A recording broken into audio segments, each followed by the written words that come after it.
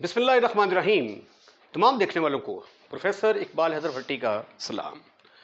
My dear students, हम calculus by doctor S M. Yusuf का chapter number 8 analytic geometry of 3 dimensions discuss कर रहे हैं और उसकी एक्सरसाइज 8.5 को ख़त्म फिनिश खलास करने की कोशिश कर रहे हैं।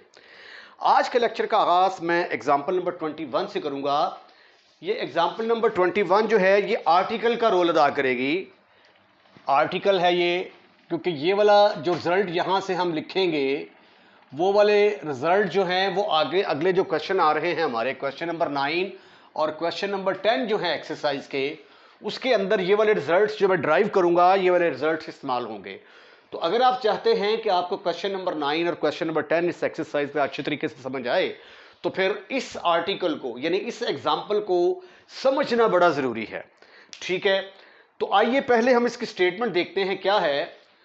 Find the condition that the straight line this and this, दो स्ट्रेट लाइन दी गई हैं, आर कोप्लेनर। कोप्लेनर का मतलब होता है एक ही प्लेन के अंदर लाई करना। कहता है किस कंडीशन के तहत ये दोनों लाइनें एक ही प्लेन के अंदर लाई करती होंगी। तो फर्ज कर लिया कि ये वो प्लेन है जिसके अंदर ये दोनों लाइंस कंटेन करती हैं।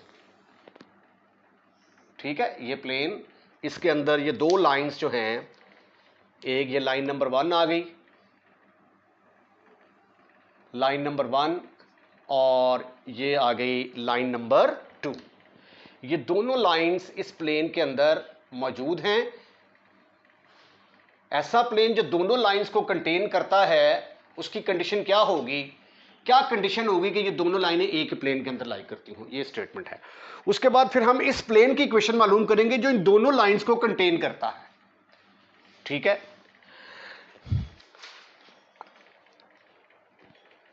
जब भी आपने, हम वैसे सपोज कर लेते हैं कि लाइंस को प्लेनर हैं तो कंडीशन निकाल लेंगे। जब भी आपने इक्वेशन ऑफ द प्लेन मालूम करनी होती है तो हर प्लेन की एक नॉर्मल लाइन जरूर होती है। तो हमने फर्ज कर लिया कि उस नॉर्मल लाइन के जो डायरेक्शन रेशियोज हैं वो हैं ए, बी और सी,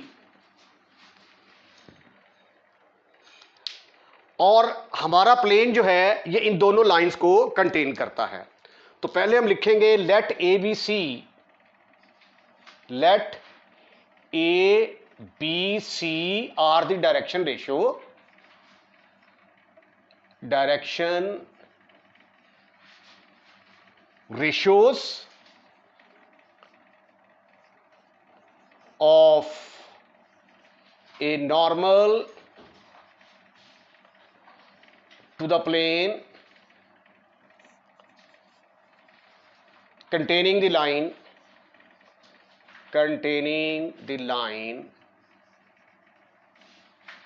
वो कोई सी भी लाइन, चाहे इसको कंसिडर कर लें चाहे इसको कंसिडर कर लें पहले। तो ऐसा प्लेन जो इस लाइन को कंटेन करता होगा उसका फार्मूला क्या होगा, उसका फार्मूला है a into x minus alpha, a into x minus alpha plus b into y minus beta plus c into z minus gamma is equal to 0। यानी वैसे भी अगर ये देखें, ये लाइन जो है ये एक पॉइंट में से पास करती है ना, ये वाला जो पॉइंट है इसके कोऑर्डिनेट क्या हैं, अल्फा, बीटा एंड गैमा। तो प्लेन के नॉर्मल के डायरेक्शन रेशियोज आ गए ए बी सी, और प्लेन इस पॉइंट में से पास करता है क्योंकि लाइन इस पॉइंट में से पास करती है और लाइन प्लेन के अंदर लाई करती है, तो लिहाजा ये वाला पॉइंट भी प्लेन के अंदर लाई करेगा। तो ऐसा प्लेन जो इस पॉइंट में से पास करता हो और उसके नॉर्मल लाइन के डायरेक्शन रेशियो हो तो पॉइंट नॉर्मल फॉर्म के जरिए इसके बराबर आ जाएगी। इसको मैं कह देता हूं ये नंबर 1 है। अब इस लाइन के डायरेक्शन रेशियोज क्या हैं, C1, C2, C3। इस लाइन के डायरेक्शन रेशियोज हैं C1, C2, C3। अब ये वाली लाइन और ये वाली लाइन दोनों आपस में क्या हैं, परपेंडिकुलर हैं, क्योंकि जो ये प्लेन के नॉर्मल है। इस तरह ये लाइन प्लेन के ऐसे नॉर्मल होती है ना, तो ये देखिए ये लाइन और ये लाइन ये भी आपस में क्या होंगी, परपेंडिकुलर होंगी। परपेंडिकुलर होंगी तो इसके डायरेक्शन रेशियो की प्रोडक्ट का सम इसके साथ क्या होगा, 0 के बराबर। तो ये आ गया AC1 BC2 CC3 C3 छोटा C3 कैपिटल C और C3 इज इक्वल टू 0। इसको अपन कह देते हैं कि ये नंबर 2 है, ठीक है। उसके बाद ये जो प्लेन है ये तो इस लाइन को भी कंटेन करता है। Plane 1 also contain x minus alpha dash, y minus beta dash, z minus gamma dash over d1 d2 d3। तो फिर इसके जो डायरेक्शन रेशियो हैं, इस लाइन के डायरेक्शन रेशियोज हैं d1 d2 d3। अब ये वाला जो प्लेन, ये जो लाइन है ये प्लेन के नॉर्मल है तो वो इसके साथ भी नॉर्मल होगी, नॉर्मल मीन परपेंडिकुलर। तो फिर इसके डायरेक्शन रेशियो की प्रोडक्ट का सम इसके साथ भी किसके बराबर आएगा, 0 के बराबर। Therefore A into D1 plus B into D2 plus C into D3 is equal to 0। हमने कह दिया कि ये नंबर 3 है। अब इस लाइन का जो पॉइंट है alpha dash beta dash gamma dash, ये वाला जो पॉइंट है alpha dash beta dash gamma dash, ये लाइन के ऊपर लाई करता है और लाइन प्लेन के ऊपर लाई करती है। तो ये वाला पॉइंट प्लेन के ऊपर भी लाई करेगा, प्लेन के ऊपर लाई करेगा तो उसकी इक्वेशन को सेटिस्फाइड भी करेगा। But point alpha dash beta dash gamma dash of line 2 also lies in plane number 1। तो फिर ये क्या करेगा, ये इसकी इक्वेशन को सेटिस्फाइड करेगा। तो फिर x जगह पे आ गया alpha dash minus alpha plus b into beta dash minus beta plus c into gamma dash minus gamma is equal to 0। हम सपोज कर लेते हैं कि इसका नाम नंबर 4 है, राइट। अब हमारे पास 3 इक्वेशंस आ गई, 1 2 3 4। अब इन चारों में से हमने alpha beta gamma A B C को एलिमिनेट करना है। पहले हम कंडीशन निकालते हैं। कंडीशन क्या है, एलिमिनेट ए बी सी को एलिमिनेट कर दें फ्रॉम 4 नंबर में से, 2 में से और 3 में से, फ्रॉम 4 2 एंड 3। तो ए खत्म कर दिया तो ये आ गया अल्फा डैश, बी खत्म किया beta dash minus beta, gamma dash minus gamma. उसके बाद यहां से ए बी सी को एलिमिनेट किया तो C1 C2 C3 आ गया। C1 C2 C3, ये बड़ा तो नहीं लिख दिया मैंने, C1 C2 C3। और यहां से ए बी सी को एलिमिनेट करेंगे तो ये आ जाएगा D1 D2 D3, D1 D2 D3। अच्छा, ये मैं ऐसे भी कर सकता था, फ्रॉम 2 3 4 कर सकता था। पहली रो में C1 C2 C3, दूसरी में ये और तीसरी में ये आ जाता, वो भी ठीक है। लेकिन इस तरह चूंकि फार्मूला याद रखना ज़्यादा आसान है तो इसलिए मैंने पहले नंबर 4 लिख दी है। Is the condition of coplanar of 2 lines, coplanar of 2 lines. 2 lines coplanar होंगी तो उसकी कंडीशन ये है, यानी ये वाला डिटर्मिनेंट 0 के बराबर आ जाया करेगा। याद कैसे रखेंगे, इस लाइन का पॉइंट लेंगे अल्फा बीटा गैमा, इस लाइन का पॉइंट लेंगे alpha dash beta dash gamma dash, दोनों को माइनस कर देंगे। पहली लाइन के डायरेक्शन रेशियो, दूसरी लाइन के डायरेक्शन रेशियो, अगर इनका डिटर्मिनेंट 0 के बराबर आ जाए तो हम कह देंगे कि लाइन्स कोप्लेनर हैं। क्योंकि हमने शुरू में सपोज कर लिया था कि दोनों लाइंस को प्लेनर हैं तो रिक्वायर्ड कंडीशन निकाल ली। And equation of the plane जो इन दोनों लाइनों को कंटेन करता है, and equation of plane containing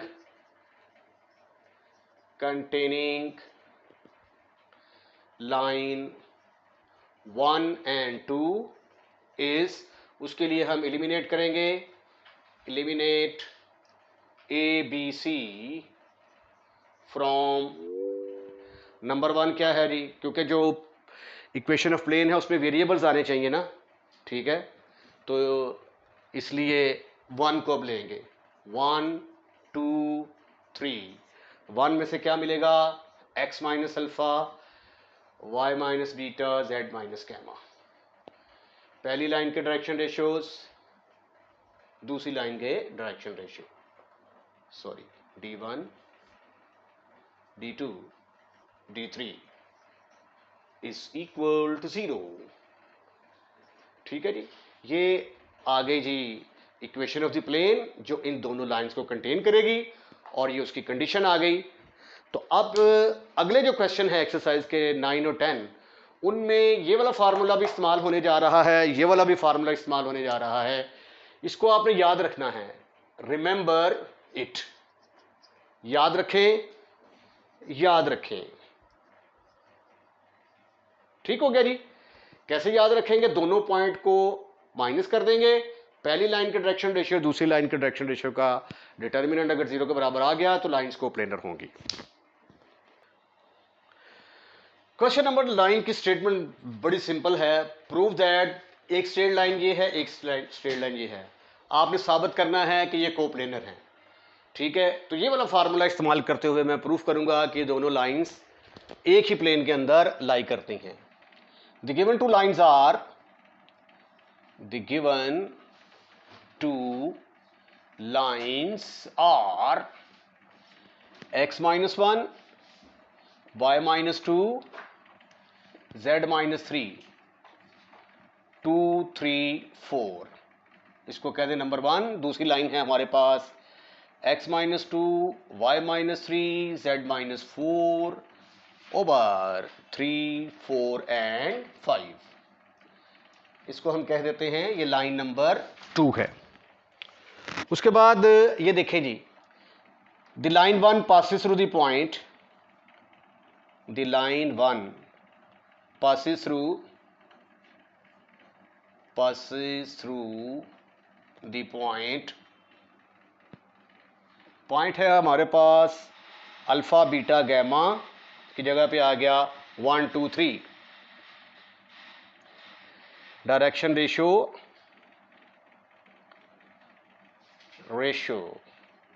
of 1 r 2 3 4, 2 3 and 4। ये हमारे पास आ गई वैल्यू C1 C2 C3 की। The line 2 passes through, line 2 किस पॉइंट में से पास करती है जी, alpha dash beta dash gamma dash की वैल्यू है यहाँ पे 2 3 4, 2 3 4। Direction ratio of line number 2 are D1 D2 D3 की जगह पे आ गया 3 4 5, 3 4 5।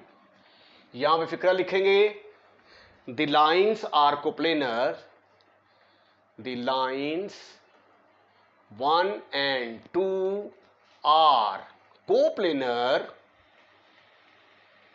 कोप्लेनर होंगी अगर alpha dash minus alpha, beta dash minus beta, gamma dash minus gamma, C1 C2 C3 D1 D2 D3, अगर ये वाला डिटर्मिनेंट 0 के बराबर आ जाए तो मैं इसकी लेफ्ट हैंड साइड लूँगा, alpha dash minus alpha, beta dash minus beta, gamma dash minus gamma, तो C1 C2 C3 D1 D2 D3।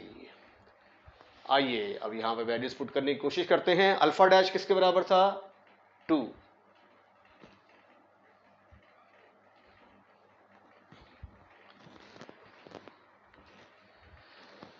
Alpha dash की जगह पे आ गया 2 माइनस अल्फा की जगह पे आ गया 1, बीटा डैश की जगह पे आ गया 3, बीटा की जगह पे आ गया 2, उसके बाद गैमा डैश की जगह पे आ गया 4, गैमा की जगह पे आ गया 3। अब पहली लाइन का डायरेक्शन रेशियो क्या है?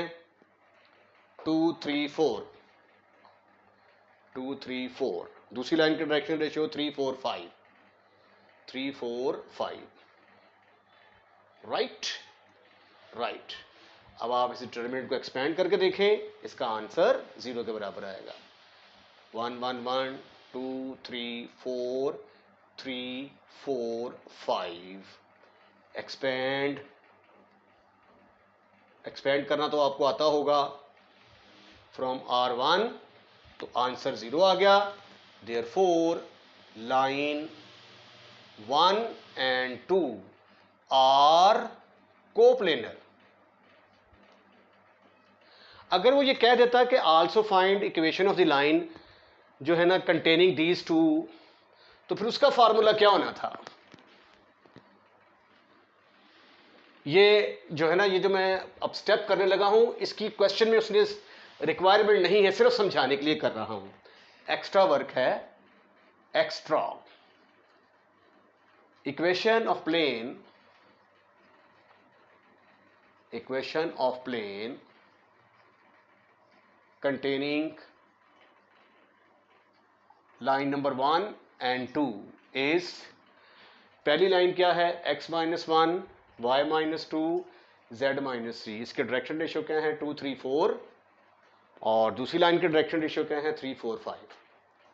ये वाला फार्मूला जो है इस्तेमाल करते हुए अब आप इसको एक्सपेंड कर लें।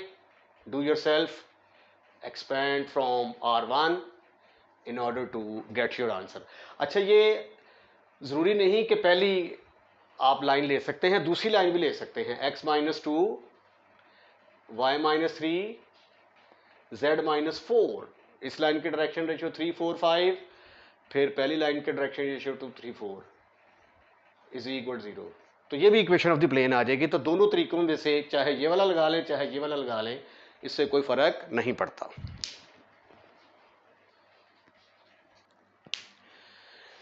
क्वेश्चन नंबर 10 जो है, that is very very important for examination point of view.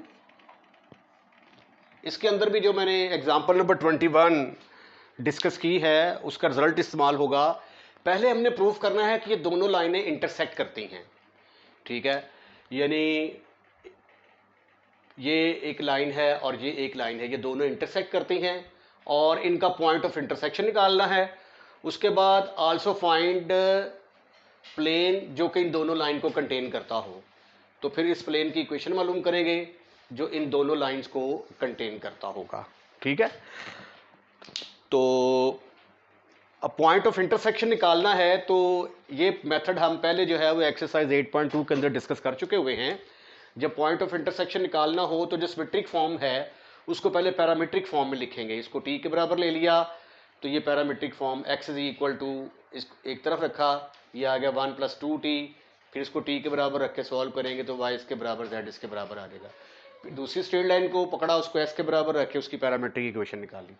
मैंने फ़र्ज़ कर लिया कि ये दोनों लाइनें जो हैं, ये एक पॉइंट है P जिसके कोऑर्डिनेट हैं x0, y0, z0। इसके ऊपर ये दोनों लाइनें इंटरसेक्ट करती हैं।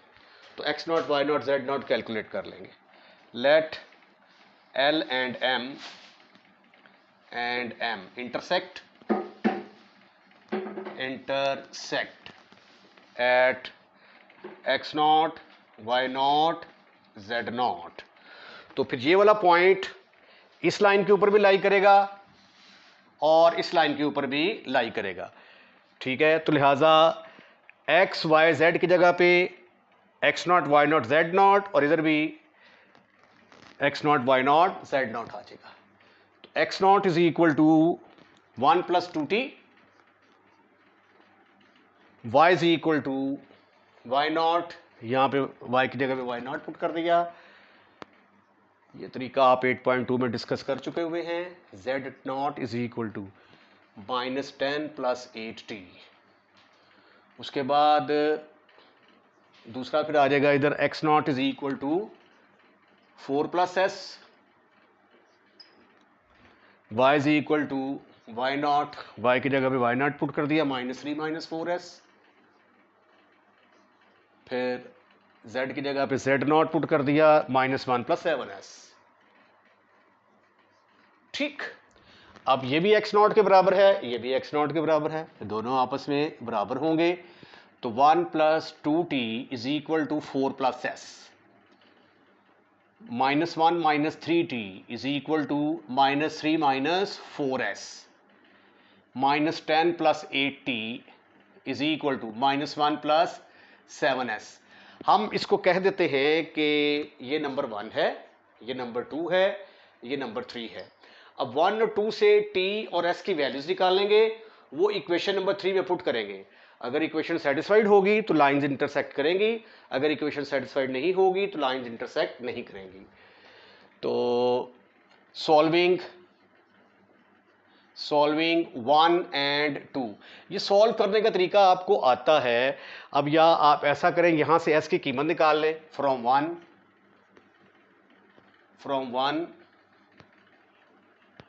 s किसके बराबर आ गया, s इज इक्वल टू, ये इधर आके माइनस का -4 तो -3 + 2t के बराबर आ जाएगा। इसको मैंने 4 कह दिया, इसको पुट कर दें 2 के अंदर, put into -1 - 3t is equal to -3 - 4, s की जगह पे आ गया -3 + 2t। यहाँ से मुझे अब t मिलेगा -1 - 3t is equal to -3 -+ 12 - 8t,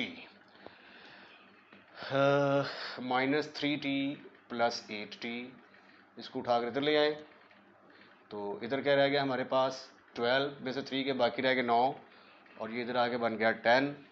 तो 5t इज इक्वल टू 10, तो t की वैल्यू किसके बराबर आ गई, 2 के बराबर आ गई। इसको पुट कर दें इन 4 के अंदर पुट करेंगे तो s इज इक्वल टू -3 + 2 × 2, तो ये आ गई s की वैल्यू 1। ठीक है, इसको पुट कर दें, पुट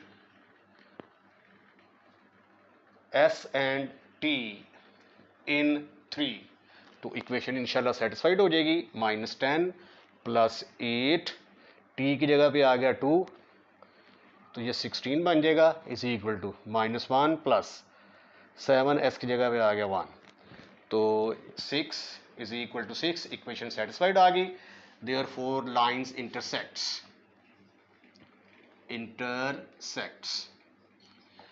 अब ये जो s की वैल्यू आई है और t की वैल्यू आई है, इसको आप यहां पे पुट कर दें या यहां पे पुट कर दें, तो आपके पास पॉइंट ऑफ इंटरसेक्शन निकल आएगा। तो आइए इसको मजीद आगे हल करते हैं। इसको हम कह देते हैं 1 2 3, इसको 4 कह देते हैं, इसको 5 कह देते हैं।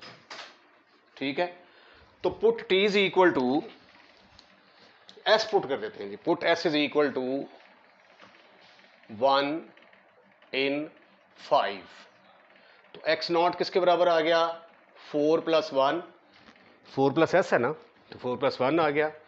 y नॉट किसके बराबर आ गया, -3 - 4, और z नॉट किसके बराबर आ गया, -1 + s की जगह पे आ गया 1, तो x naught is equal to 5, y naught is equal to -7, z naught is equal to 6।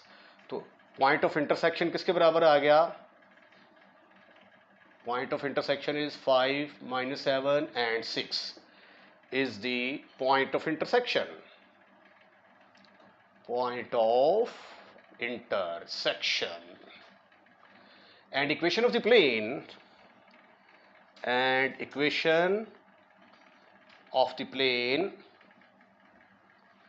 containing the given two lines is given two lines is, उसका फार्मूला क्या था? पहली लाइन को पकड़ लो, x minus 1, y plus 1, z plus 10, और इसके direction ratio लिखो और फिर दूसरी लाइन के डायरेक्शन रेशियो लिखो। इसको एक्सपेंड कर लें तो आपका आंसर आ जाएगा।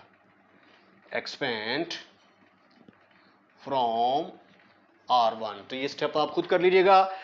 अगर आप चाहें तो ये दूसरी लाइन को भी लिखा जा सकता है। ये x माइनस 4 ले लें, y प्लस 3 ले लें, z प्लस 1 ले लें, और 1 माइनस 4 एंड 7, और इसका डायरेक्शन रेशियो क्या है? 2 माइनस 3 8। इसको भी हल करेंगे तो भी सेम आंसर आएगा। तो दोनों तरीकों में से जो मेथड आपको अच्छा लगता है वो आप अडॉप्ट कर लें। इसके साथ ही आज का लेक्चर खत्म, फिनिश, खल्लास। अगर आपको लेक्चर पसंद आया है तो इसको लाइक करें और लाइक करने के बाद शेयर करें। और अगर आपने हमारा चैनल सब्सक्राइब कर दिया तो थैंक यू वेरी मच। अगर नहीं किया तो बराए मेहरबानी हमारे चैनल को सब्सक्राइब करें, क्योंकि चैनल सब्सक्राइब करने के कोई भी एक्स्ट्रा चार्जेस नहीं है। अपना ख्याल रखिएगा, अगली वीडियो का इंतजार कीजिएगा। अल्लाह हाफिज़।